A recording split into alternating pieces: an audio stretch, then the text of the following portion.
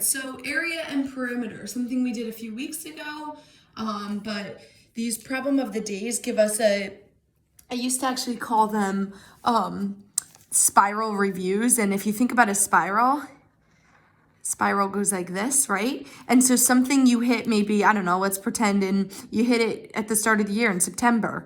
You review it a little bit again in a few months, you review it again in a few months, and it kind of keeps coming back.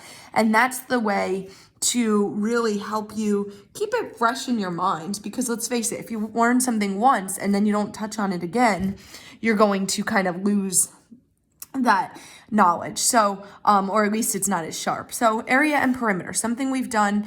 I know it says page 1 of 2. You can ignore that. I just gave you a few problems since technically it's only supposed to be problem of the day. Okay. So I definitely recommend you using the advice of making sketches. Whenever I do these types of problems, it helps me to kind of draw like a rough sketch of what they're saying. So for instance, number 1, the classroom rug is 9 feet long. So I know it's 9 feet long. So let's call it 9 feet. Okay, and it has an area of 72 square feet. So that means 72 feet squared is in the inside. Okay, that the area is the inside amount. And we know the formula, we should know length times width gives us the area. So right now you have 9 times something equals 72. Okay, and so now it's just a matter of knowing your nines facts. Okay, so 9 times something is 72, and that is 9 times 8. So we just figured out that the width is 8, and let's not just say 8, let's really label it. So the width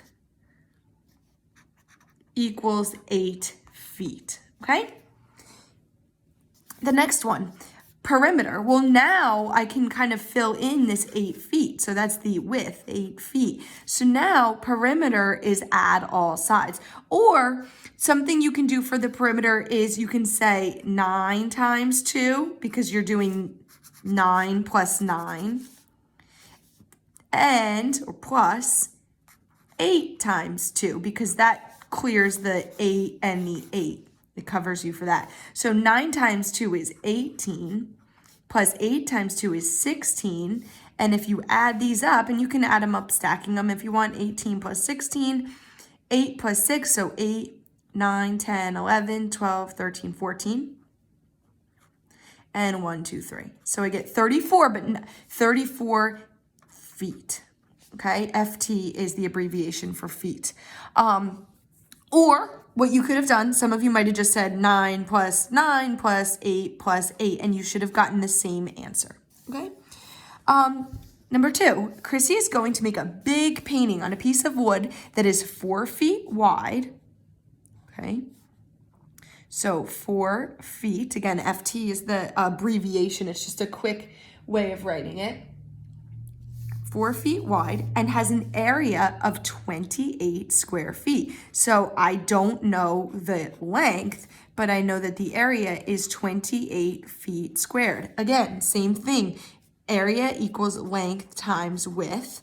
Okay, this time I have a width is 4. So something times 4 is 28. Okay, and what you can do is just think about your force facts. Okay. So 4, 8, 12, 16, 20, 24, 28. Okay, so that was 7 times 4. So my missing length, so how long is it?